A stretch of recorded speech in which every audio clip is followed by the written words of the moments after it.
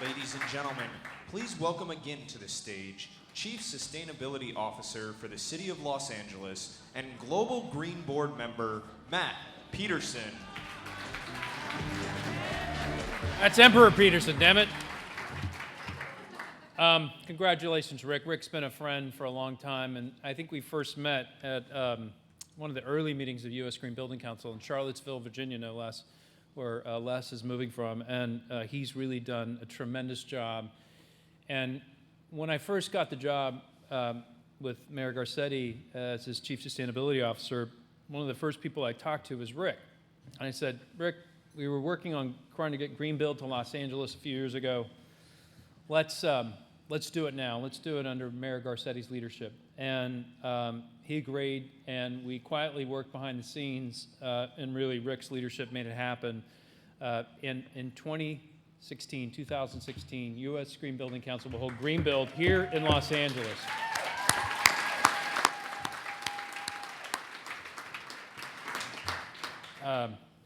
It's going to be great, and we look forward to working with USGBC and everybody here to make it a great success. I have the honor to introduce our next honoree, and I met him kind of a random place. I had done some work, well, I've been involved in the Clinton Global Initiative, where Rick's been involved as well, and some of you in the audience. And I was at the annual retreat for the annual meeting for Clinton Global Initiative, and President Clinton walks in, and everybody's excited to say hi to him, and I happen to be sitting next to this woman who starts talking to President Clinton about Haiti and solar. And I had just gotten a solar company to commit 115 kilowatts of solar to go to Haiti to help the low-income families and people in need of Haiti after the earthquake. And so I mentioned this to him. And during the day, President Clinton came up to me 2 more times and talked to me about solar in Haiti, and hey, could we, what could we do? And next thing I know, I get invited to Haiti on this trip that a company called NRG was sponsoring to see how solar could become the future of the nation of Haiti, where electricity costs 60 cents per kilowatt hour if you can get your hands on it. The most expensive electricity rates in the Western Hemisphere, if not the world.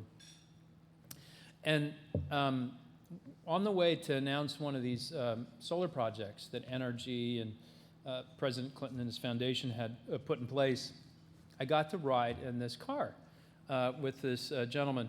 And somehow we got started talking about nuclear power, and we debated it, but we immediately, I think, had a connection about the future of our planet, about climate change. What are we going to do to leave behind a better future for generations to come? And I've since learned that David Crane is not only a visionary leader of this remarkable company, NRG, that the men and women of NRG lead every day, really behind David, but he's also an incredible family man. He's got these amazing kids that are off crossing Africa by bike, raising money for charity. One of his sons climbed every tallest peak in the world, raising money for charity. And clearly, more than just an inspiring CEO whose shareholder letter, if you haven't read, you got to read, and whose most recent op-ed about what President Obama and the latest climate rule represents. You've got to read what he's talking about. But before we hear from David, let's have the video roll and learn a little bit more about what NRG is doing to transform energy and the way we deliver it. Right now, most of us don't think too much about power. But when we do, we realize we're using resources that just won't last. And that creating energy that way is changing our climate. We also realize that living with the status quo means storms can take down the same old wooden poles and copper lines that we've been using for far too long. Which makes sense, because when you stop and think about it, we're still making power pretty much the same way we did 100 years ago. What if there was a power company that realized that together, we have power to be free from all that? A company that inspired us all to be free to choose more sustainable energy. What if that power company helped us install solar panels on our houses to create electricity that we can all use to power everything from cars to coffee makers?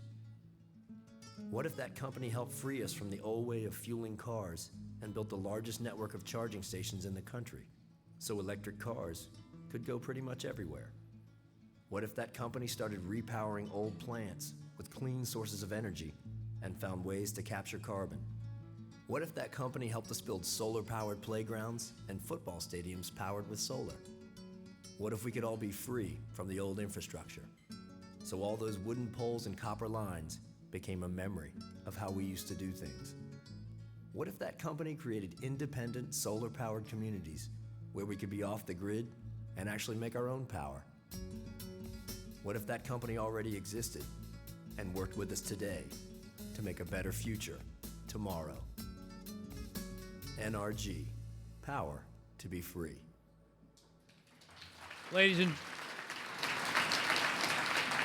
gentlemen, the winner of Global Green's 2014 Corporate Environmental Leadership Award, David Crane.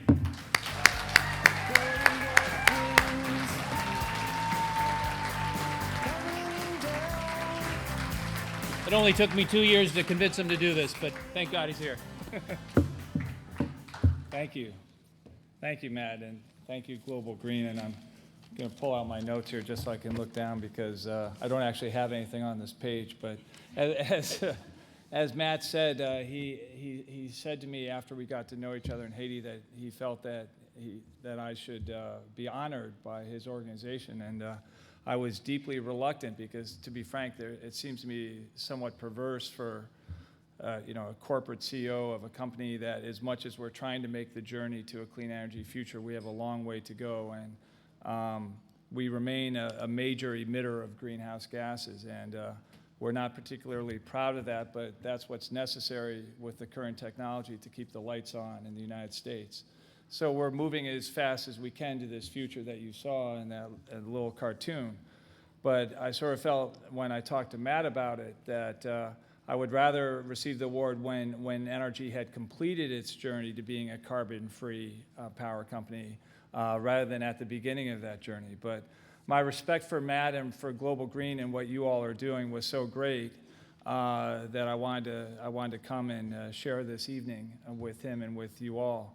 It was important to me because he actually said, well, we could honor you in New York, but I said, I would rather be honored if you have an event in California, because California is the leader when it comes to clean energy and the leader in terms of the sustainable future. I'm pleased and honored to have Mike Peavy, who's just been a great leader of the power sector, and all the other public officials. And sometimes outside of California gets sort of labeled with this sort of radical label. And I say, as a business person, I should say, our company's biggest operations are in the state of Texas. And if I heard the hissing about Florida, I could only imagine what you all think about Texas. But what I say when I'm down in Texas is like, look, what I like about working in California is that California knows what it wants to be when it grows up. It wants to be a clean, sustainable place where its citizens can breathe clean air and bequeath a world to their kids and grandchildren that we can all be proud of. So I'm very happy to be here.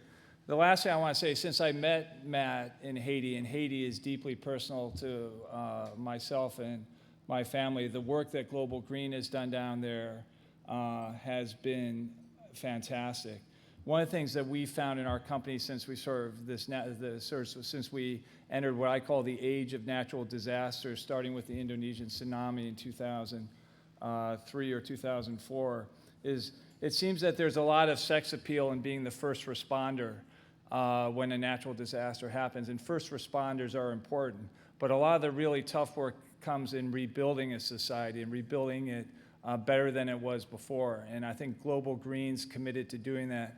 We see that at Superstorm in the response, your response to Superstorm Sandy, and it's just a fantastic thing. So congratulations, Global Green. I'm honored to receive this award, and I hope that NRG can work with Global Green in the future in making this world a better place. So thank you very much.